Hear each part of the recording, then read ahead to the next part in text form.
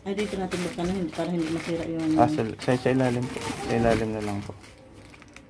Kasi maraming manluloko sa ano, no? Sa Facebook. Opo. Kaya dati sinabihan kami ng GNT ka ba? Opo. Isang GNT nag-deliver dito. Ang sabi na... May itim po ba na mataba? Oo. Sige, sige, Ron. Tapos sabi pa ng ano, huwag kayo laging nag-order sa Facebook kasi maraming manluloko dyan. Madami pong manluloko sa Facebook. Ang problema nito kung hindi siya original ba? Ayun nga po. Sabi original tapos hindi pala. Parang dalawa. May sharpener daw po nakasama. Ay, oo nga. Mayroon nga.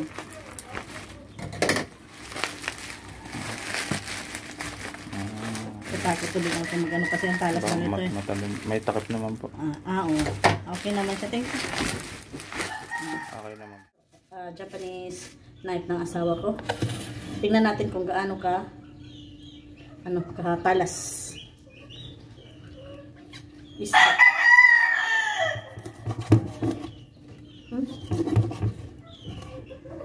Uy. Parang ano man.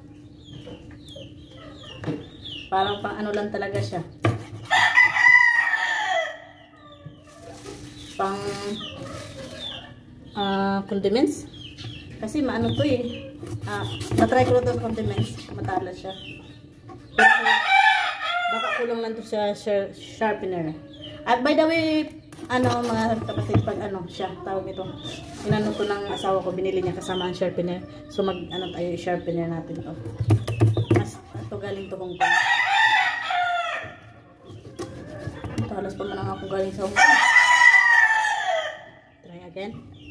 Mas matalas yung from Hong Kong, ha? O hindi pa lang ako bihasa mag gamit niyan. Try natin again.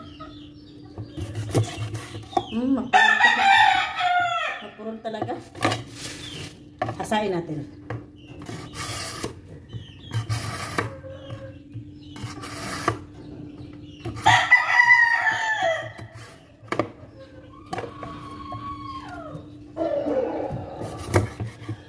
Kailangan lang pala ng hasa, kunting hasa.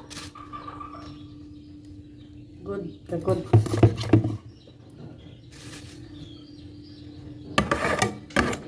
Saan natin?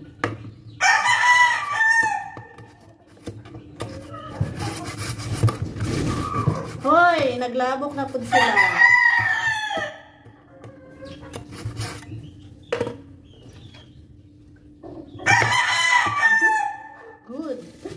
Good.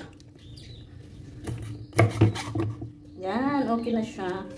Okay na kahit sa buto-buto. Ano ba yan? Ay, mapurol. Maganda lang siya sa kundi sibuyas, kamatis.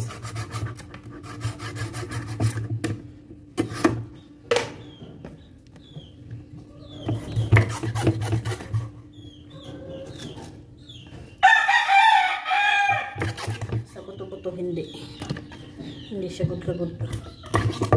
Okay na siya. Good na siya. Good. Ayan, good na. Isang hiwaan lang. Isang lang. Strike. Good. One strike only.